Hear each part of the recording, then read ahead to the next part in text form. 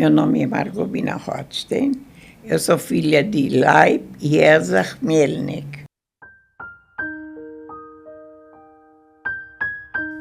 Eu tinha 6 anos quando aconteceu. Agora, perto da minha casa não morava todo mundo afastado. Tinha a tia, irmã da minha mãe, tinha o irmão da minha mãe, os 2 irmãos, e tinha minha avó materna, que a avó paterna eu não conheci. Mas moravam afastados, longe um pouquinho do outro. Eu brincava com as crianças do jardim de infância. No meu prédio não me lembro se tinha criança, isso não dá para lembrar. Mas eu brincava com as crianças do jardim de infância, que tanto é que depois que meu pai um dia queria me deixar, já antes do acontecimento, e diziam Juden verboten. Então não pude entrar mais no jardim de infância. Juden verboten, judeus, proibido para judeus.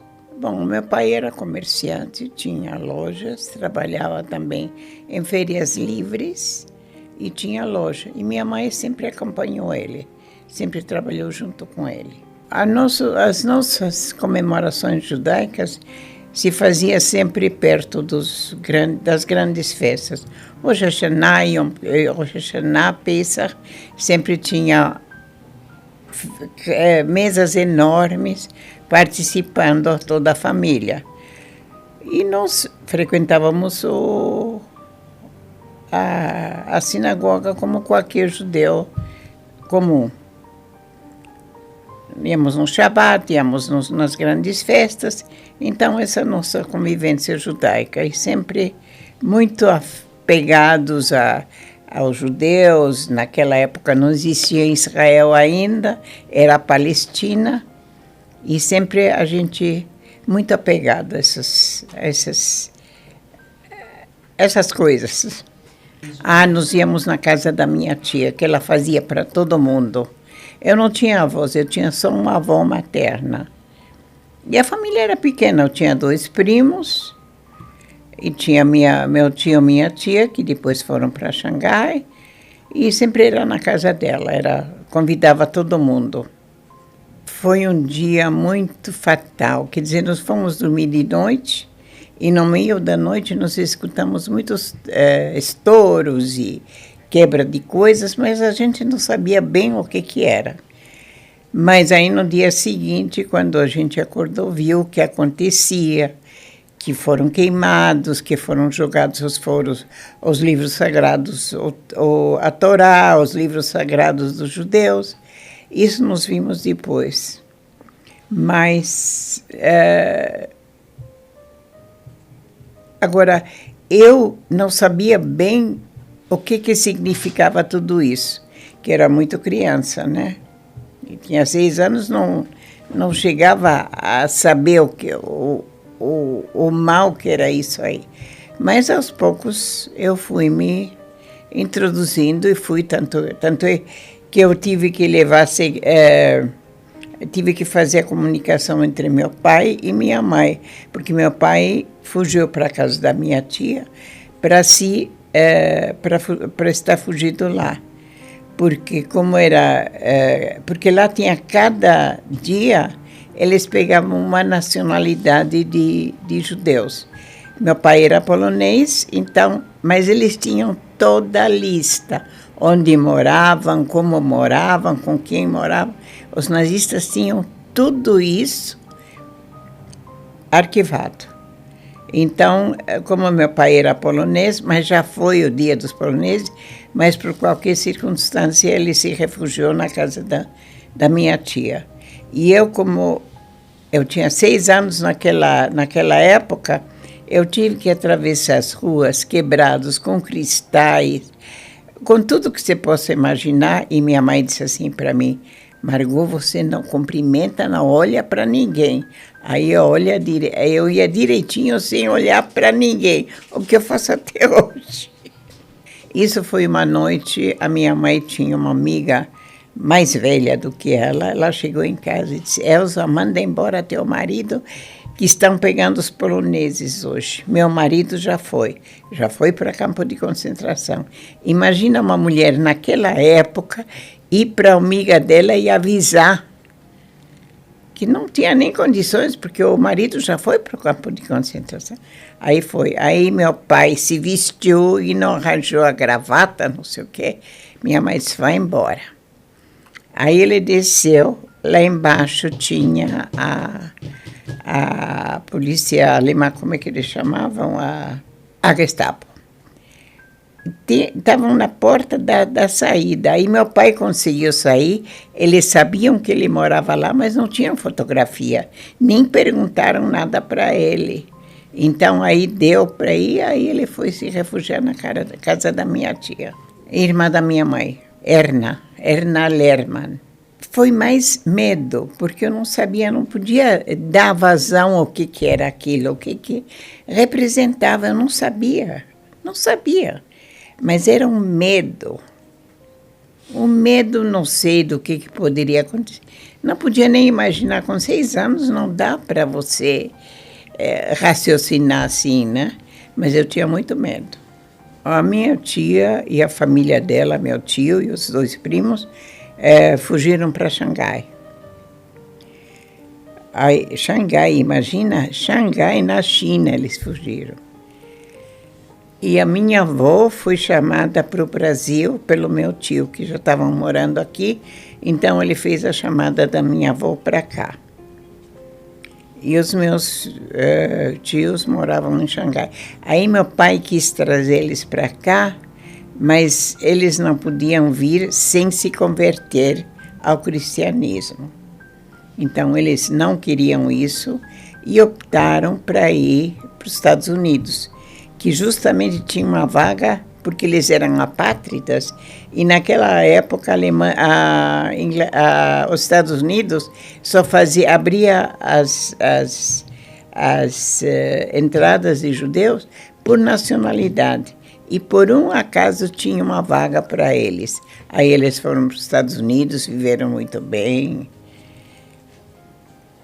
e até hoje, quer dizer, meus tios já faleceram, tem só meus primos morando lá. Nos vimos em 1939, nos vimos todos juntos, no mesmo navio, em polonês, porque lá você tinha a nacionalidade do pai. Então, eu era polonesa, nasci em Berlim. Minha mãe também foi polonesa, casou, ficou polonesa. Nasci em Berlim, mas a minha nacionalidade era polonesa por causa do meu pai.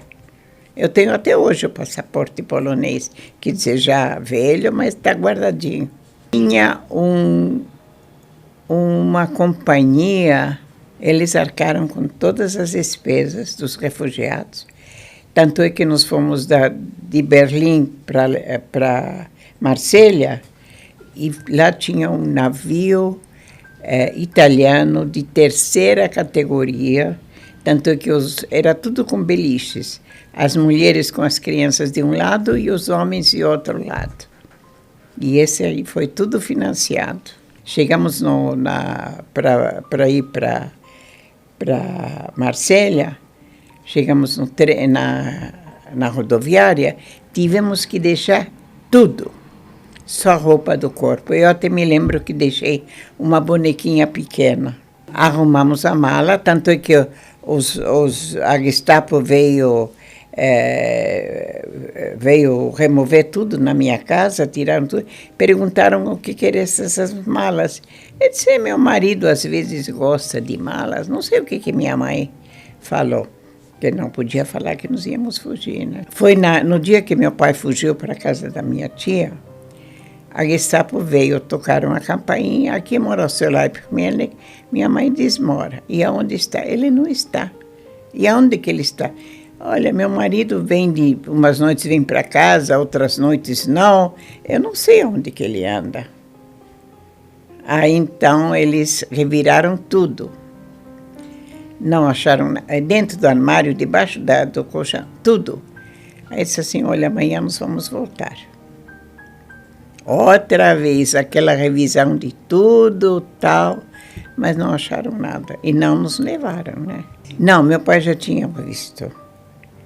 Acho que ele já tinha se prevenido, ele tinha Brasil, não, Brasil não tinha, Bolívia e Paraguai. Aí então nós chegamos no Brasil, não pudemos entrar porque não tínhamos visto, né? Aí nós tivemos que ir para a Bolívia. Se imagina do Brasil, de Santos para pela cordilheira. Olha, foi uma viagem assim tenebrosa, me lembro daquilo. Pela cordilheira, olha, era uma coisa terrível. Mas aí chegamos o Paraguai também fechou para os judeus, não deixou mais judeus entrar. Só a Bolívia. Eu até tiro o respeito para a Bolívia, porque foi o único país que nos acolheu. País paupérrimo, mas nos acolheu. Nós fomos de trem até Marselha e na fronteira com a França, os nazistas mandaram parar o trem e todos os homens tinham que descer. As mulheres com as crianças ficaram. E ninguém sabia o que ia acontecer, se eles iam ficar. De repente, o trem começa a andar. Aí, eles jogaram alguns homens dentro do trem, não todos. Aí, meu pai teve a felicidade de... Aí, então, nós fomos até Marselha. Foi na hora de entrar no trem para Marselha, na estação em Berlim ainda. Na estação de trem. Não sei, acho que foi um aviso, não sei, isso não me lembro. Mas tirou, não podia se levar nada, só a roupa do corpo. Pegamos um navio italiano de terceira categoria, e fomos, ninguém sabia para onde que nós íamos, o que ia acontecer, ninguém sabia. Muitos, acho que era 3 meses, naquela época foi muito tempo. Isso eu me lembro que nós ficamos... E nem sei como é que nos arrumamos roupa. E acho que o Joint. Deram essas roupas. Eles foram assim, fora de série. A adaptação foi difícil, porque nós estávamos sem dinheiro. Não tínhamos nada. Mas eles foram muito legais lá. Não sei se o Joint ajudou alguma coisa. Isso não sei, não me lembro. Mas eles ajudaram muita coisa. Ajudaram para se estabelecer, para morar. E aí depois cada um procurou o seu ganha-pão, né? Meu pai trabalhou também com confecção e trabalhou muito bem junto com minha mãe. Eles tiveram fábricas muito, muito bem mesmo. Temos espanhol, eu estudei na escola americana. E foi uma vidinha boa, a coletividade era muito unida. E aí, num desses dias, chamaram meu pai, seu Leib Melnick, o senhor que vinha aqui na gerência. Aí meu pai foi lá e eles falaram para ele que uma irmã sobrevivente da guerra estava procurando ele. Meu pai quase que desmaiou, né? A única irmã de 8 irmãos com a mãe. Aí então ele ficou e trouxe eles para cá. Trouxe minha tia, meu tio, minha prima e o marido dela. Depois para o Brasil. Aí nós já estávamos quase na saída. Aí então já foi para o Brasil. Nós chegamos em 38, 39, saímos em 47, porque meu pai sofria do coração e tinha um médico que dizia que ele tinha que ir embora. Aí então meu pai fez a transferência para cá, para o Brasil. Ele optou pelo Brasil naquela época. E viemos morar aqui em 47. Não tinha muitos momentos alegres, porque todo mundo estava preocupado. Mas no navio as crianças faziam as farras dele. Daí me lembro as farras que foram feitas com as crianças, brincadeiras. Isso eu me lembro, mas assim não tem mais lembrança. A vida judaica continuou. Até meu pai doou uma escola judaica, uma sala, trouxe um professor da Argentina e fizeram uma sala, uma escola judaica na Bolívia, La Paz. 4.600 metros sobre o nível do mar. Essa foi a nossa vida na Bolívia, muito boa. A coletividade era muito unida, todo mundo se ajudava, quem precisava. O pessoal ajudou, foi muito boa a coletividade. Não tinha nada, era só preocupação do dia a dia naquela época. Aí já estava com 8 aninhos, né? Vim por Corumbá, viemos de navio, descemos no aeroporto, como é que chama? Congonhas. Era pequenininho ainda, não tinha nada. E descemos lá. Me lembro ainda dessa descida, meu tio veio nos buscar. E foi agradável, foi bom. Senti um certo alívio. Me lembro disso, né? Um certo alívio, assim. Acho que foi alívio naquela época. Que tanta coisa que passou, né? Imagina, a gente foi para a Bolívia pela cordilheira, por cima, por baixo, nem me lembro. Foi uma viagem bem traumática. Mas chegamos lá. Gostei, me acostumei logo. Gostei. Não digo país novo, mas o que vamos fazer, vamos enfrentar, vamos ver. Aí a gente foi indo aos poucos, sabe? Se introduzindo nas coisas. Meu tio saiu antes da Noite de Cristal. E quando nós chegamos aqui, ele nos recebeu aqui. Nós fomos morar no Bom Retiro. Em frente a Grosso Rio, em frente ao TNA agora. Derrubaram aquele prédio, era um prédio de 2 andares, e lá que fomos morar. Depois, então, nos mudamos para Higienópolis. 6 meses depois, saímos e fomos morar em Higienópolis. Eu, quando desci do avião e ouvi falar o português, pensei que era francês. Porque eu falava espanhol, né? E falei, olha, estão falando francês aí. Aí me adaptei, depois eu adaptei. Tive um professor de português, ele era conhecido. O irmão também, ele era médico dele. A Treiber. Ele era meu professor de português. Peguei umas aulas com ele e depois foi. Eu não cheguei a estudar mais. Não cheguei. Eu queria fazer medicina, mas meu pai disse que não era profissão para mulher, naquela época, né? Ele disse, não, você não vai estudar. Eu trabalhava junto com meu pai. Meu pai tinha loja na Santa Efigênia e eu trabalhei com ele lá. O Clube Israelita,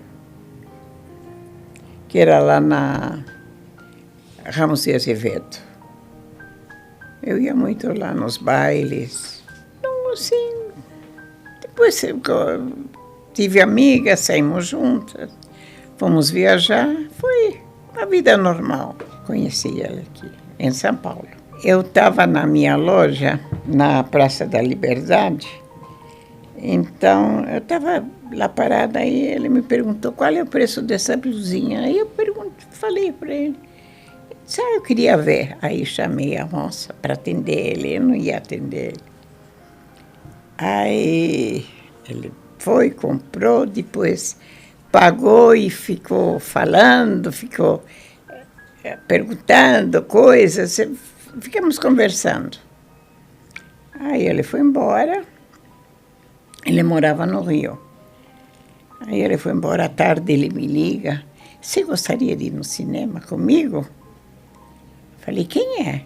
Eu, Inácio. Eu falei, que Inácio? Eu sabia quem é. Mas que Inácio? É esse rapaz que esteve... Ah, sei, aceito.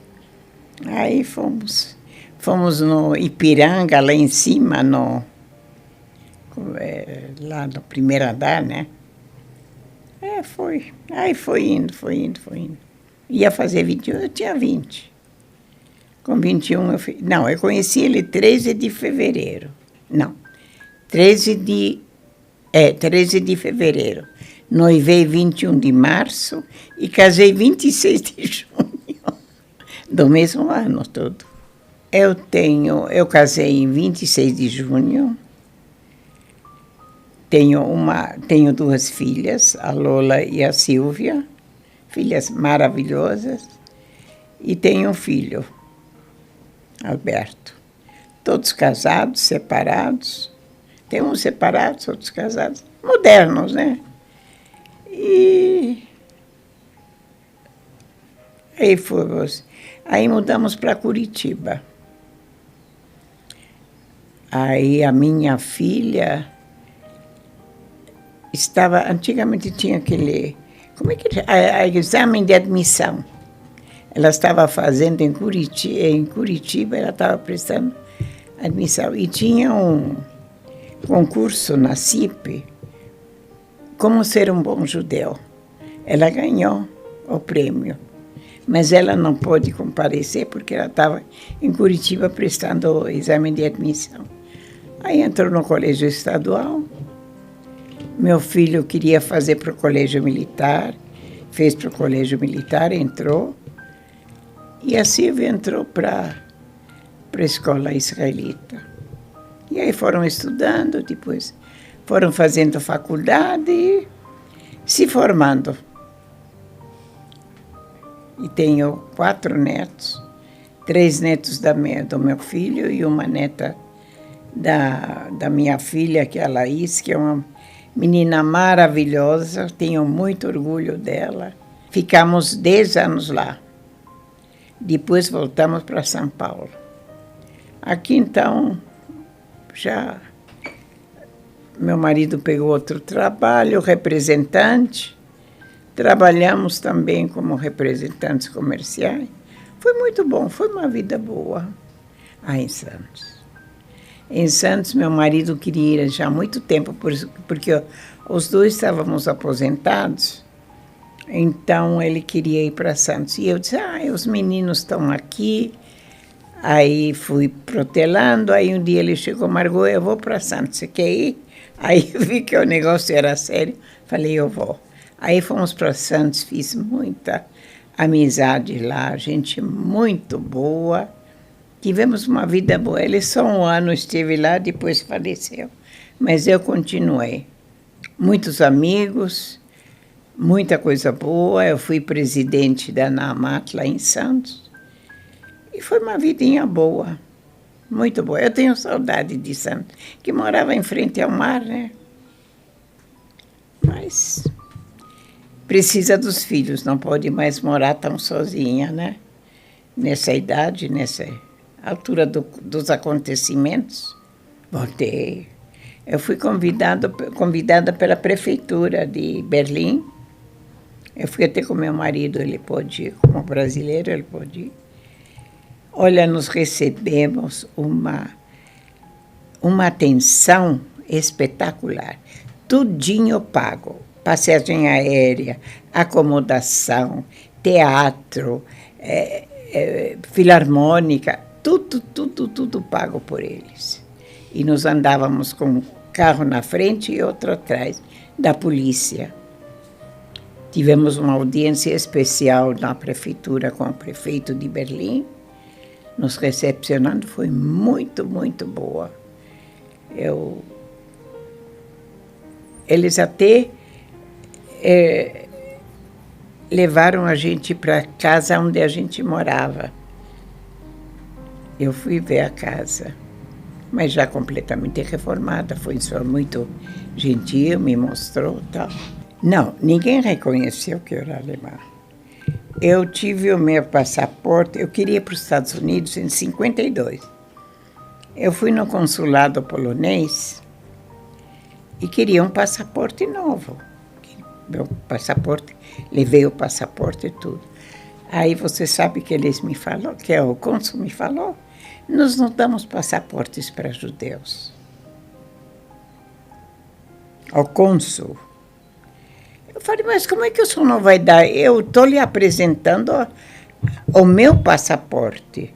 está aqui o meu passaporte com o meu nome. Não, nós não damos. Aí eu saí, tive uma crise de choro, liguei para o meu pai veio me buscar. Margot, calma, nós vamos num cartório já, eu vou te emancipar, eu tinha 17 anos naquela época, eu vou te emancipar e você se naturaliza brasileira. Dito e feito, me emancipou, me naturalizei, fiz juramento à bandeira brasileira e pronto, tenho a nacionalidade brasileira. Foi o convite, foi o seguinte, você que me descobriu, né? Então, você me convidou, eu fui lá, fui aqui, fui falar. Aí, na escola Humboldt, o cônsul me falou, nós temos uma surpresa para a senhora. Aí, ele não queria falar, depois acabou falando. Disse, nós vamos homenagear, nós estamos pedindo uma condecoração para o governo alemão, que vai mandar, foi confirmado, e vamos dar uma recepção para a senhora, e a senhora vai receber essa condecoração. Aí recebi como cidadã brasileira já, nascida na Alemanha. Aí fizeram toda aquela recepção, né? Você não estava. E foi isso, foi assim que foi. Não, eu posso pedir, mas eu não vou. Nessas alturas do campeonato, não. Eu agora me vejo, ultimamente, que estou muito afim de falar sobre o Holocausto, o que aconteceu. Porque eu acho que a juventude de agora precisa exatamente saber o que... Porque muita gente não sabe o que aconteceu, ou não quer saber. Como, por exemplo, pelo Facebook, o cara falou, eu nego o Holocausto. Aí eu respondi, olha, se quiser uma testemunha viva, eu me comprometo a falar com o senhor. Mas acho que deve ter sido um nazista, não respondeu mais. Então, eu me sinto orgulhosa de poder fazer alguma coisa, depois de velhinha, né? Porque na juventude a gente não tem aquele tempo, é correria de tudo. Mas eu me sinto muito bem em deixar transmitido aquilo que aconteceu, embora eu não tivesse ido a campo de concentração, que foi a pior coisa que existiu. Mas isso, graças a Deus, eu não... Mas assim eu quero transmitir o que eu senti e o que aconteceu, para gerações futuras saberem. Tanto é quando os meninos do memorial vão levar cestas de Pesach ou de Rosh Hashanah, eu sempre falo, que vocês são os responsáveis. Aí eles, não, nós somos mesmo. Eu fico triste com tudo que aconteceu, com todos os acontecimentos depois, com toda essa barbárie, eu fico muito triste. Mas eu quero deixar, porque nem a coletividade ampla, nem a judaica, eles não sabem. Muitos não querem mais falar, só se fala nisso. Só se fala nisso, aconteceu. Tem gente que sofreu, que pagou a vida, que pagou muito caro.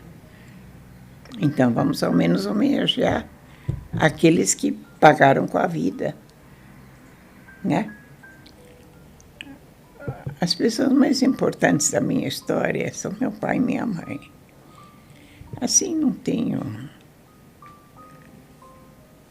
Isso que eles que me deram tudo. Eles deram amor, eles deram ensino, eles deram proteção, eles deram tudo que se possa imaginar, foram eles que deram. Eu sou muito grata a eles hoje.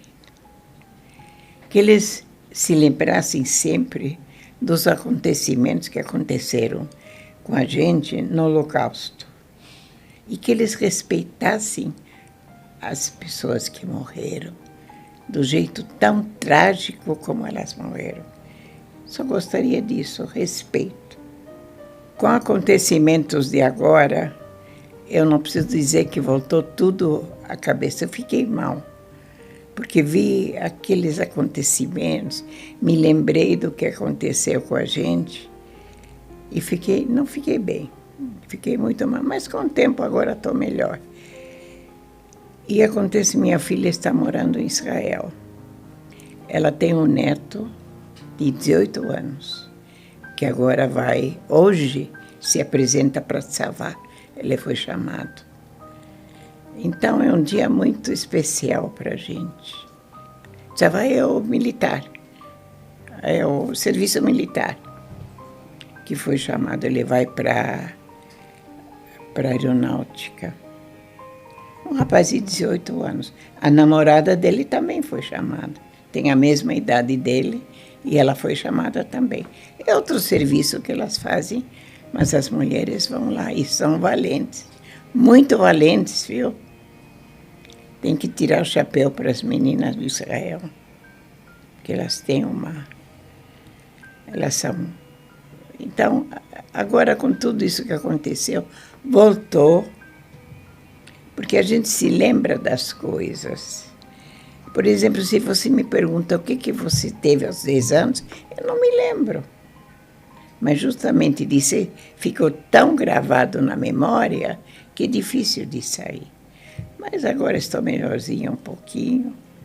Mas hoje ele vai se apresentar. Eu quero deixar para o mundo para serem mais, não brigar tanto, não tanta morte.